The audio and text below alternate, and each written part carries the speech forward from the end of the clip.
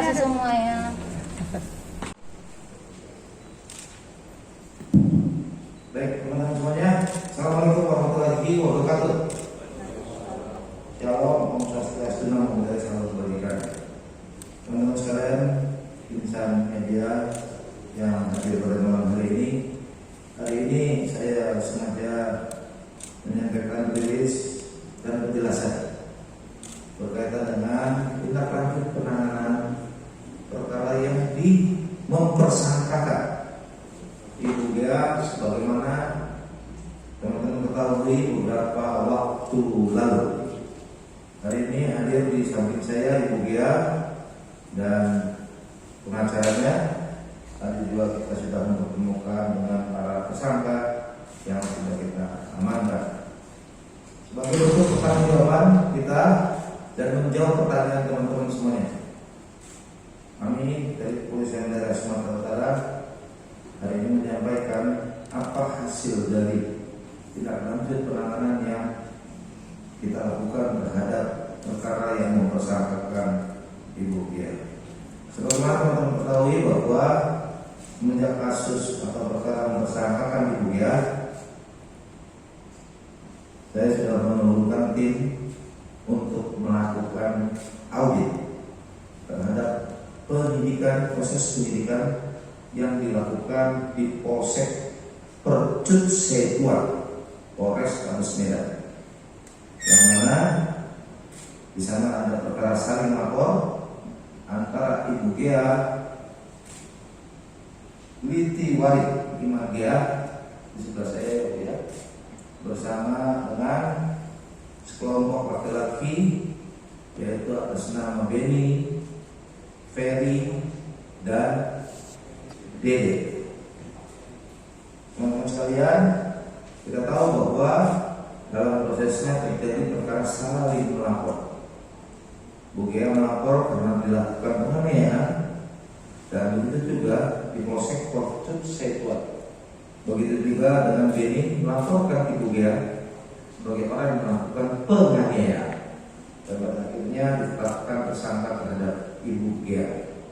Nah, dari hasil kerja tim yang kita turunkan melakukan audit penanganan perkara tersebut, teman-teman sekalian, bahwa Polri itu bekerja berdasarkan aturan, termasuk juga penyidik.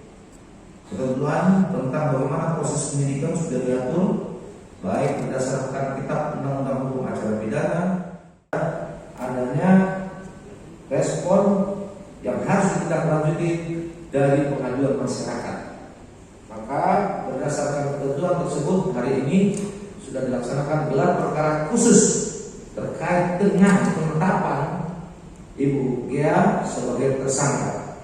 Dan dari hasil gelar perkara khusus tadi melibatkan dari Inspektorat Pengawasan Polda Sumatera Utara, kemudian Bid Propam Polda Sumatera Utara, dan Bitkum Polda Sumatera Utara, dan dihadiri oleh para penyidik dan tim audit yang sudah diturunkan.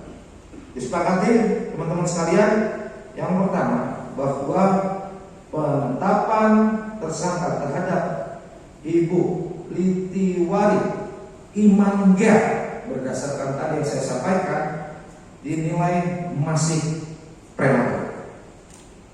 Yang kedua, dari hasil pemeriksaan saksi-saksi dan hasil penyidikan yang sudah dilakukan, termasuk yang ditemukan oleh Polsek, maka penyidik menyimpulkan bahwa perkara atau laporan tersebut bukan tindak pidana.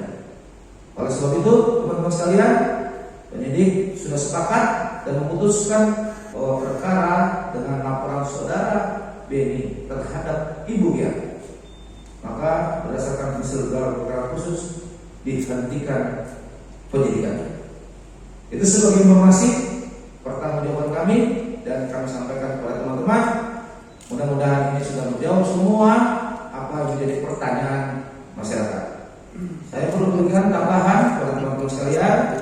Hari ini memang Bu Gea juga baru selesai perawatan medis di Rumah Sakit Bayangkara selama lebih 1 minggu. Ya, kemarin itu setelah kita ketemu di sini, saya melihatnya ditetapkan tersangka terhadap Ibu Gea.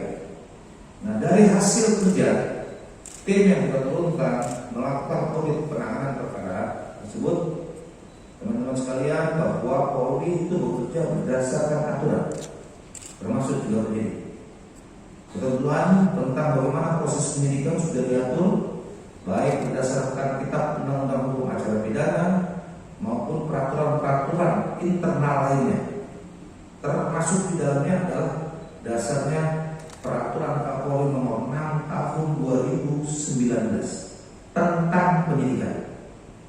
Dari hasil audit kita ditemukan oleh tim yang melakukan audit, diketahui terdapat beberapa hal ya yang kita nilai tidak sesuai dengan aturan standar operasional prosedur, baik meningkatkan perkara laporan saudara Beni menjadi kepada Ibu Gia menjadi penyidikan, termasuk juga penetapan tersangka.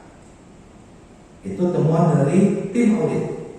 Jadi ditemukan ada beberapa langkah yang tidak sesuai dengan standar operasional prosedur, sebagaimana yang diatur di dalam pasal 25 ya peraturan Kapolri nomor 6 tahun 2019 tentang penyidikan, yang mengisyaratkan bagaimana penyidik untuk menetapkan tersangka. Demikian juga kita di sana diatur untuk melaksanakan penetapan sebagai tersangka perlu dilaksanakan gelar. Teman-teman sekalian, temuannya seperti itu. Gelar perkara. Ini suatu kewajiban dalam setiap upaya paksa penyidik harus melaksanakan gelar perkara. Dan ini kita lihat ada langkah-langkah gelar perkara yang tidak sesuai dengan standar operasional prosedur yang tadi disampaikan. Selain itu, temuan dari tim yang melakukan audit itu tim juga sudah menarik perkara dari Polsek, dan dari hasil penarikan perkara laporan dengan pelapor saudara Beni dan tersangka Ibu Gia, penyidik Direktorat Reskrim Polda Sumut sudah melakukan pemeriksaan tambahan guna melengkapi alat bukti dan untuk menemukan fakta sebenarnya. Dari hasil penyidikan yang dilakukan, penyidik sudah melakukan antara lain yang pertama, melakukan pemeriksaan terhadap 14 saksi-saksi, 14 orang saksi, baik khususnya yang ada di TKP di pasar Gambir yang mengetahui, menyaksikan dan melihat kejadian tersebut. Selain itu juga teman-teman sekalian, penyidik sudah melaksanakan rekonstruksi. Rekonstruksi ini dilakukan untuk melihat bagaimana kejadian itu dan fakta sebenarnya. Ini saya bisa tunjukkan gambarnya teman-teman sekalian. Ini rekonstruksi yang dilakukan. Nah, ini termasuk juga bagaimana sih kondisi medan sebenarnya di lapangan. Ini dari hasil rekonstruksi seperti apa kondisi di TKP, teman-teman sekalian. Ya, di sini terlihat jarak di lebar jalan yang menjadi permasalahan pada waktu itu. Ya, sehingga menurut pelapor ini mengganggu ketertiban lalu lintas. Jadi kita sudah lihat, sudah temukan. Ini teman-teman ya, termasuk rekonstruksi kasus atau pemukulannya sendiri. Nah, berdasarkan itu teman-teman sekalian, ya, sebagai tindak lanjut dari langkah yang dilakukan oleh tim yang melakukan audit dan penyidik yang melakukan pemeriksaan terhadap tambahan, maka teman-teman sekalian, saya perlu sampaikan, Direktorat Reserse Kriminal Umum Polda Sumatera Utara hari ini sudah melaksanakan gelar perkara khusus sebagaimana diatur di dalam pasal 33 ya peraturan Kapolri nomor 6 tahun 2019. Di sana disebutkan ada dua jenis gelar perkara. Yang pertama adalah gelar perkara biasa dan yang kedua adalah gelar perkara khusus. Gelar perkara khusus ini terkait dengan karena didasarkan kepada respon yang harus kita lanjuti dari pengaduan masyarakat.